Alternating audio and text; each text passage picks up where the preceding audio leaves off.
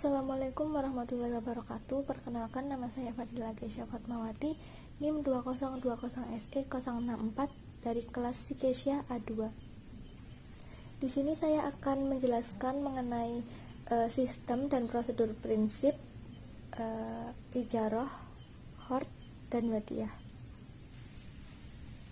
Rukun ijarah yang pertama yaitu adanya orang yang menyewakan, yang kedua adanya akad antara penyewa dan yang menyewakan, yang ketiga adanya ijab qabul atau sikot, yang keempat adanya upah atau ujarah, yang kelima adanya manfaat baik antara pihak yang menyewakan dan pihak penyewa. Yang selanjutnya ada syarat ijarah.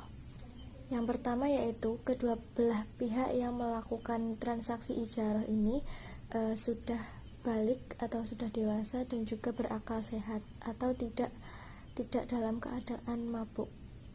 Yang kedua yaitu kedua belah pihak yang melakukan transaksi ijarah ini harus memiliki kerelaan dan tidak didasarkan suatu paksaan dari pihak manapun.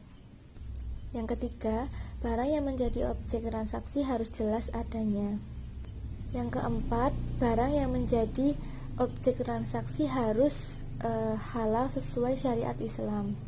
Yang kelima, barang yang menjadi objek transaksi menjadi hak muajar atas seizin pemiliknya.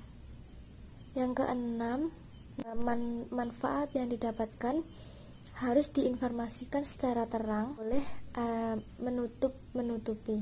Ada macam-macam atau jenis-jenis ijarah. Ijarah berdasarkan jenis manfaatnya, yaitu 1. Ijarah untuk manfaat benda, yaitu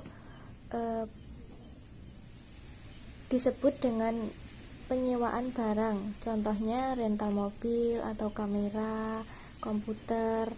Yang kedua, ijarah untuk manfaat perbuatan, yaitu jasa dokter. Yang ketiga ada ijarah untuk manfaat orang. Ijarah berdasarkan objek yang disewakan, yaitu 1. Ijarah manfaat memiliki objek sewa. Yang kedua, ijarah pekerjaan, contohnya jasa penjahit. Hal-hal yang membatalkan ijarah. Yang pertama yaitu objek atau benda yang akan disewakan mengalami kerusakan. Yang kedua, objek sewa hilang atau musnah. Yang ketiga yaitu masa sewa yang sudah disepakati oleh kedua belah pihak telah berakhir. Yang keempat, terjadi uzur pada salah satu pihak. Yang selanjutnya yaitu landasan hukum ijarah. Yang pertama ada Quran surat At-Talaq ayat 6 dan Quran surat Al-Qasas ayat 26 dan 27. Yang selanjutnya yaitu skema pembiayaan ijarah. Yang pertama yaitu nasabah mengajukan pembiayaan atau ijarah ke bank syariah. Yang kedua, bank syariah menyewa atau membeli barang yang diinginkan oleh nasabah sebagai objek ijarah dari supplier atau penjual ataupun pemilik. Yang ketiga, setelah adanya kesepakatan antara nasabah bank dengan bank mengenai barang objek ijarah, tarif ijarah, periode ijarah, dan biaya pemeliharaannya, maka akad pembiayaan ijarah ditandatangani. Nasabah diwajibkan menyerahkan jaminan yang dimiliki. Yang keempat yaitu bank menyerahkan objek ijarah kepada nasabah sesuai akad yang telah disepakati. Setelah periode ijarah berakhir, nasabah mengembalikan objek ijarah tersebut kepada bank syariah. Yang selanjutnya yaitu qard. Syarat dan rukun qard. 1. Pihak peminjam harus balik, berakal waras. 2. Pemberi pinjaman harus mempunyai kecakapan dalam menggunakan hartanya secara mutlak. Yang ketiga, dalam perbankan syariah, qard dijalankan sebagai fungsi sosial bank. Dananya berasal dari zakat ataupun infak dan lain-lain. Yang keempat yaitu barang atau hutang. Barang yang digunakan dalam objek hoard harus dapat diakad salam. Dengan bisa diakadkan salam, maka barang tersebut dianggap sah untuk dihutangkan. Yang kelima yaitu adanya ijab qabul atau zigot. Ucapan dalam ijab qabul harus dilakukan dengan jelas dan dapat dipahami oleh kedua belah pihak sehingga tidak menimbulkan kesalahpahaman. Yang selanjutnya yaitu adanya ketentuan umum hoard. Yang pertama yaitu al-hoard adalah pinjaman yang diberikan kepada nasabah atau muqtarid yang memerlukan. Yang kedua yaitu nasabah harus mengembalikan jumlah pokok yang diterima pada waktu yang telah disepakati bersama. Yang ketiga yaitu biaya administrasi dibebankan kepada nasabah. Yang keempat, LKS dapat meminta jaminan kepada nasabah bila mana dipandang perlu. Yang kelima, nasabah dapat memberikan tambahan atau sumbangan kepada LKS selama tidak diperjanjikan dalam akad.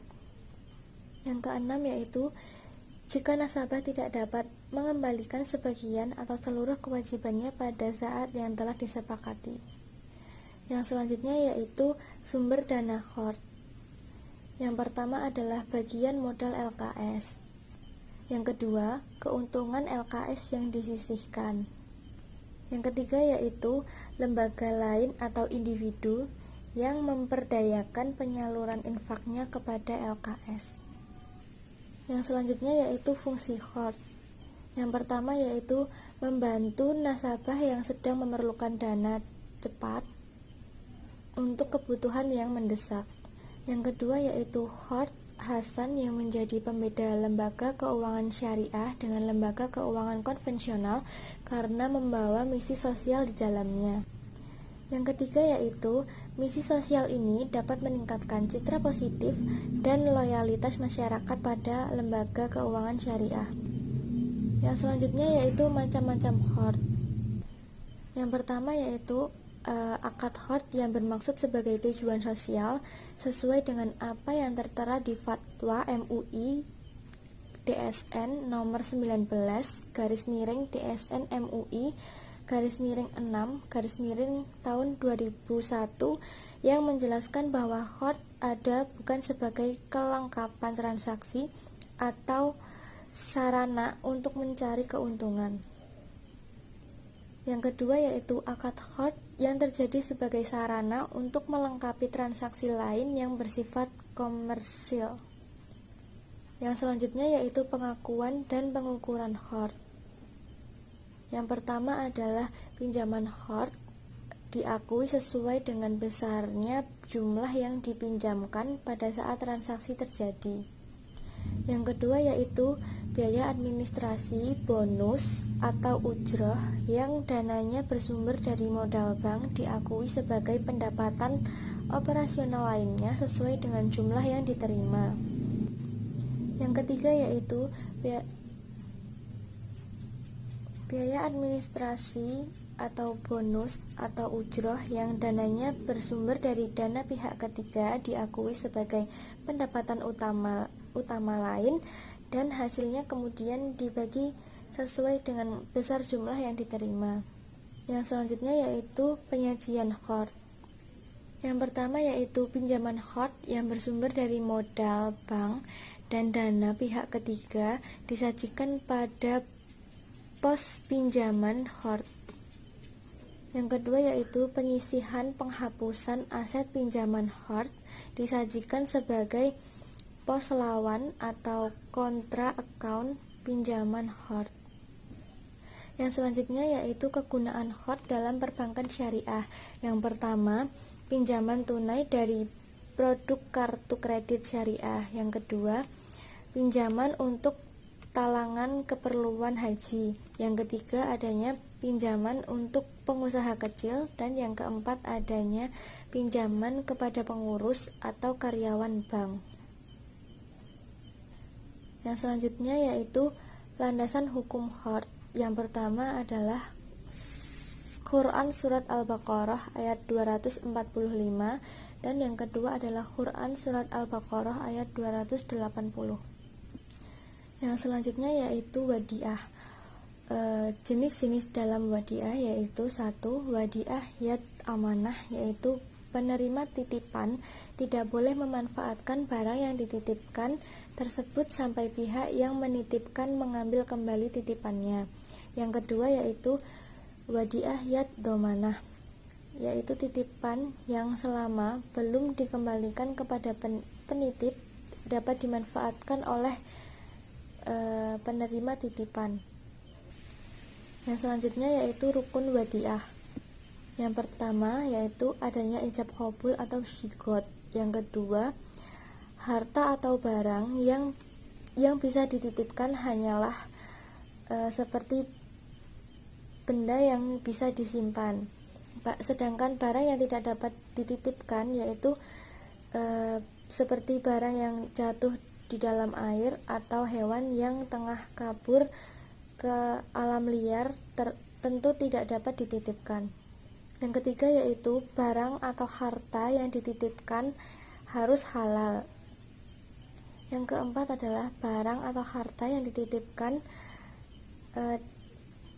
adalah barang yang memiliki nilai atau qimah sehingga dapat dilihat sebagai mal. Yang kelima yaitu harus ada orang yang menitipkan barang, orang yang dititipkan, wadiah atau barang yang dititipkan, dan ijab qabul. Yang selanjutnya yaitu syarat-syarat wadiah. Yang pertama adalah orang yang menitipkan atau orang yang dititipkan itu harus berakal. Yang kedua adalah kedua belah pihak harus sudah balik. Yang ketiga, harta atau barang yang dititipkan harus dapat diberikan secara fisik. Yang selanjutnya yaitu faktor pembatalan wadiah. Yang pertama adalah meninggalnya orang yang menitipkan barang atau orang yang dititipkan barang. Yang kedua adalah adanya pengembalian barang dari orang yang dititipkan. Yang ketiga adalah adanya salah satu pihak dalam keadaan koma yang berkepanjangan atau hilangnya akal. Yang keempat adalah terjadinya hajar atau legal restriction. Yang kelima adalah apabila terjadi pemindahan kepemilikan. Yang selanjutnya adalah landasan hukum wadiah. Yang pertama adalah surat Al-Baqarah ayat 283 dan surat An-Nisa ayat 58.